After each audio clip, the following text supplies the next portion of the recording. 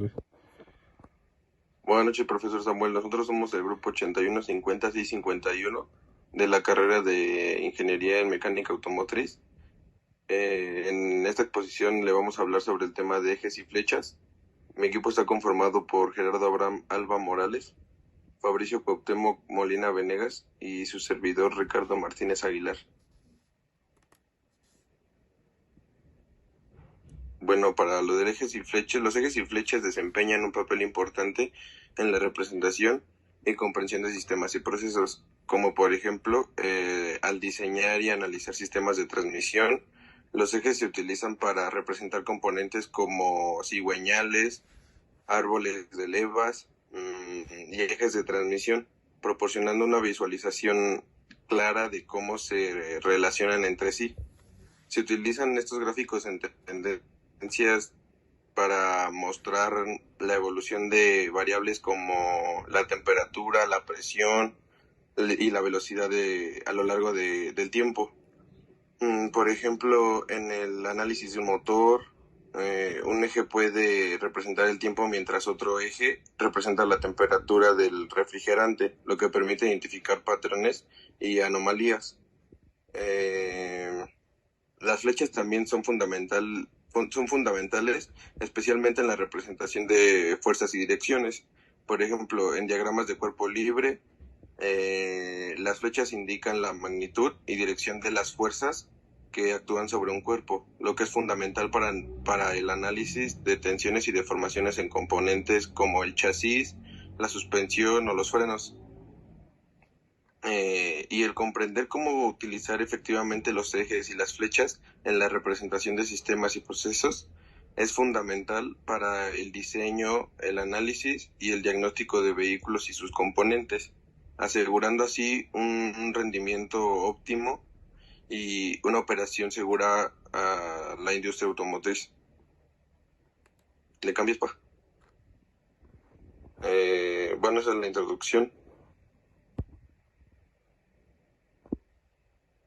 Otra.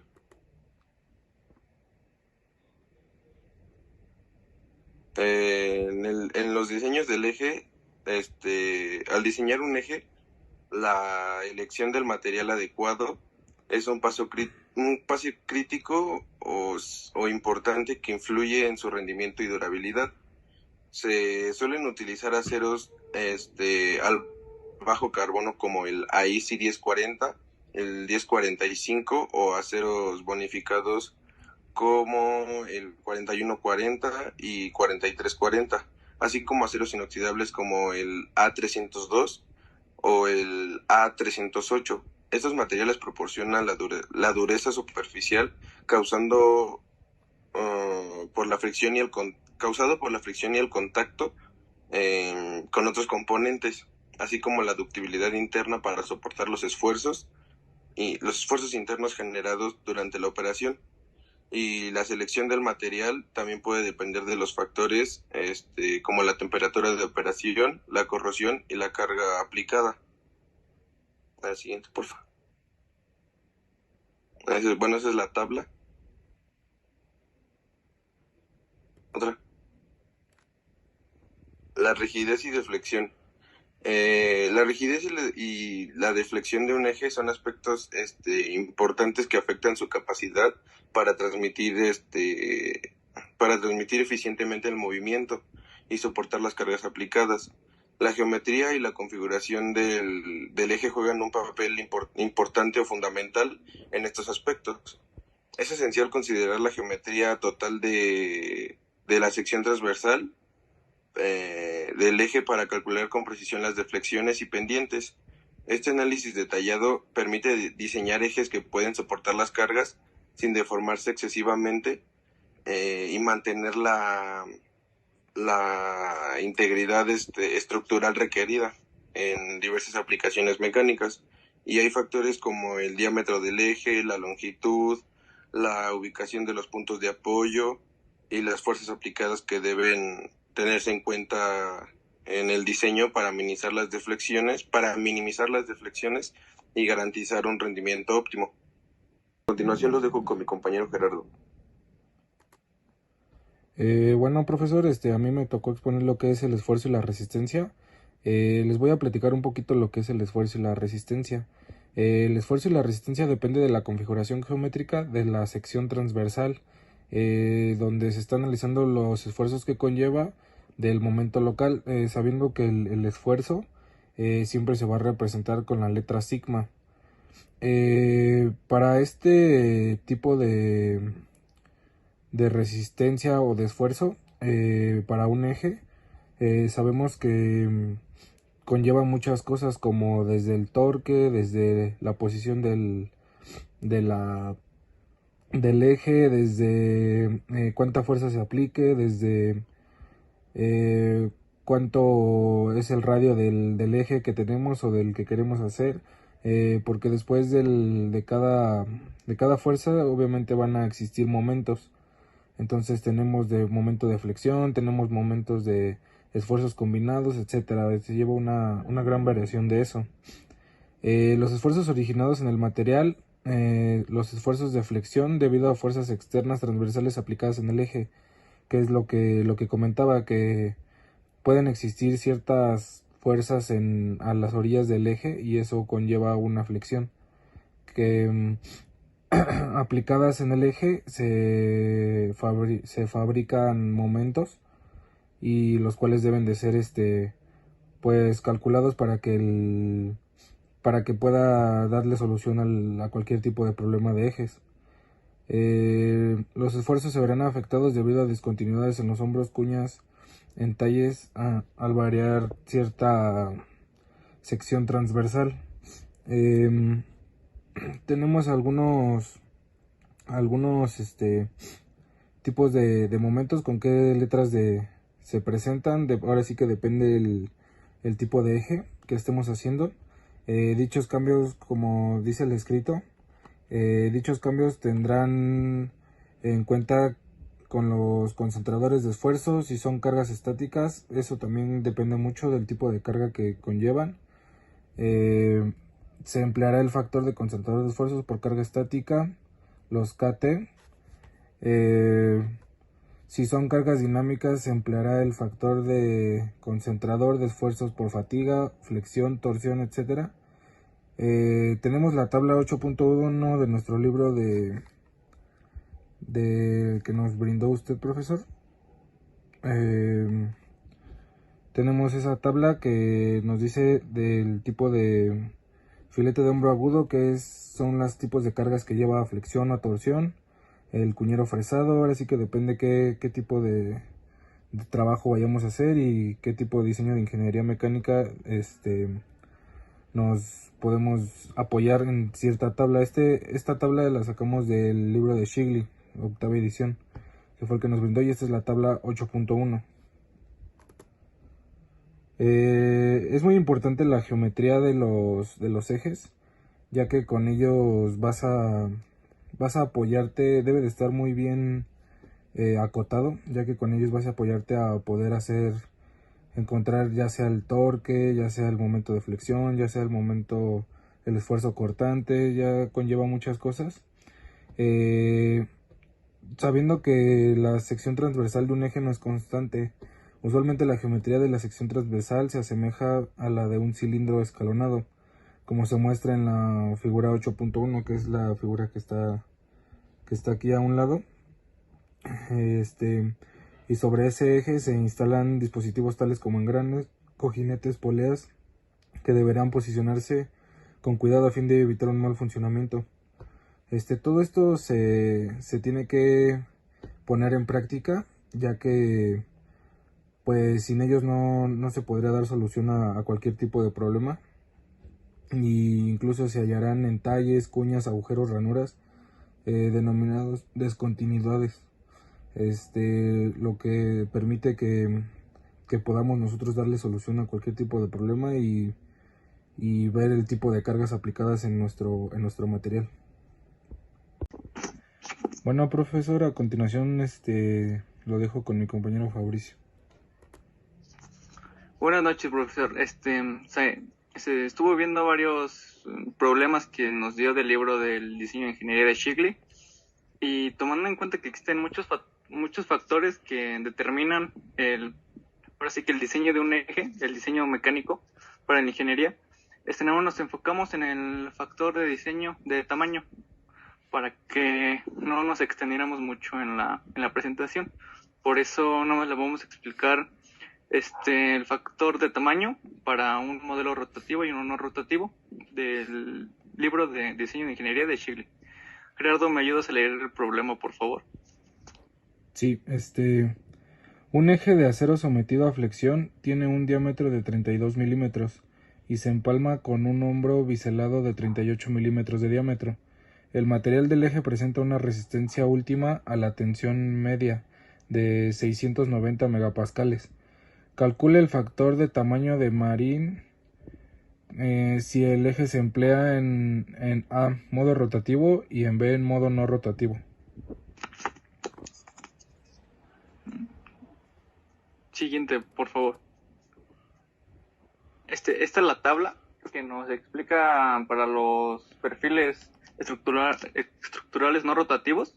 Aquí podemos ver que en muchos nos da el diámetro y nos explica cómo podríamos sacarlo. Ahora sí que los ejes, basándonos en el diámetro de las figuras respecto a las figuras. A continuación, también le voy a mostrar otra tabla que sacamos del mismo libro de diseño de ingeniería de Shigley. ¿Le podrías cambiar, por favor? En esta tabla, bueno, este factor de tamaño, KB, lo vimos en la clase, que el factor de tamaño es muy importante, ya que nos da dos opciones. Los resultados son para flexión y para torsión. Como podemos ver aquí en la tabla, KB es igual, nos da en el sistema inglés y en el sistema internacional en milimétrico, y el otro nos da en pulgadas. Ahí donde dice la D de diámetro, debemos de tomar en cuenta que nosotros como diseñadores debemos de pensar en nuestra potencial falla. Así que en nuestro D, independientemente de qué tipo de problema estamos viendo, tenemos que usar el diámetro más pequeño para enfocarnos en que en ese diámetro es donde suceden las fallas, ya que es más pequeño. Como les decía, aquí nos lo muestra en pulgadas y en milímetros. Ya después nos explica que si para la carga axial que no hay efecto por tamaño, lo cual que KB es igual a 1. Siguiente presentación, por favor. Aquí ya vamos a hablar del inciso A, que el problema nos expresaba que teníamos dos diámetros. Aquí, como les decía anteriormente, basándonos en el problema que sacamos del libro, tomamos el diámetro menor, que es de 32 milímetros, y ese factor quiere decir que es del modo rotativo, que lo vamos a ocupar para el inciso A. Como ya le comentaba, que las fallas comúnmente ocurren en los diámetros menores, por eso tenemos que enfocarnos en el diámetro menor, aún así ya sea un empalme de dos diámetros, uno mayor y uno menor, nos vamos a enfocar en el menor. Y de aquí nos vamos a enfocar como estamos en milímetros, utilizamos la nomenclatura en milímetros, y aquí ya tenemos nuestro diámetro, que como nos lo da la fórmula es nuestro diámetro, que son los 32 milímetros sobre 7.2 a la menos 0.107. Este diámetro que nos está dando lo tenemos de 2.79 igual o menor a nuestro diámetro, y nuestro diámetro debe de ser menor a 51 milímetros. Resolviendo ya nuestro factor de 32 sobre 7.62 a la menos 0.7 nos da un factor de tamaño de 0.858 para nuestro inciso A, que es un modo rotativo. Podemos seguir al inciso B, por favor. Para el inciso B, utilizamos la tabla primero, aquí la tomé en cuenta para especificarnos que esa tabla nada más nos daba para perfiles estructurales no rotativos, y ya que ahí nos explica lo que debemos multiplicar nuestro diámetro, que es por 0.370, y ya que nos da ese valor por nuestro diámetro, que también es 32, ya multiplicando ese valor, nos da un resultado de 11.84 milímetros. Eso nada más es para poder sacar nuestro valor en el factor de tamaño. Ya que tenemos ese diámetro, lo sustituimos en la misma fórmula del anterior problema, que aquí en lo mismo se la vuelvo a poner, que sería nuestro diámetro, que para este entonces ya es 11.84 milímetros sobre 7.62 a la menos 0.107, y con el mismo valor del diámetro en milímetros, ya que estamos en el sistema internacional. De este lado, en un modelo no rotativo, nos da que nuestro factor de tamaño es igual a 0.954. Podemos seguir a la siguiente diapositiva. En conclusión, nos debemos de tomar en cuenta a la hora de diseñar. Son muchos factores, que es los que estuvimos viendo en clase, que de tamaño, que de temperatura. Es muy importante tomar todos esos factores a la hora de diseñar ejes y flechas, ya que como están en constante movimiento, no sabemos en qué entorno se encuentran. Debemos de tomar ahora sí que todos los factores posibles que podamos encontrar para que no lleguemos al fallo. Como les decía, nos debemos enfocar más en los diámetros menores, porque ahí es donde más se concentran las fallas.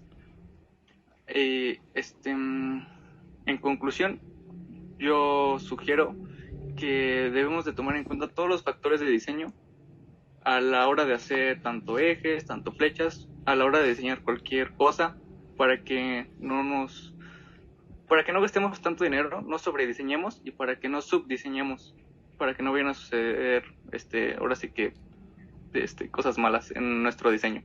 Esa sería mi conclusión, profesor. Muchas gracias.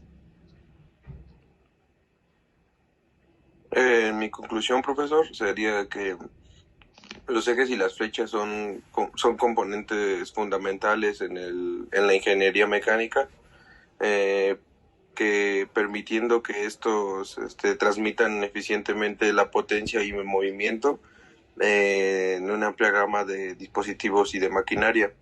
Su diseño cuidadoso y así como una buena selección de materiales son aspectos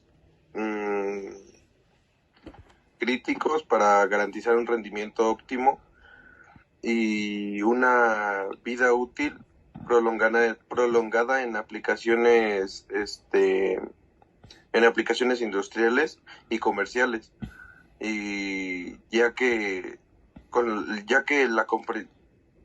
la comprensión adecuada de estos mismos es esencial para lograr un buen éxito en el diseño y en la operación de sistemas mecánicos.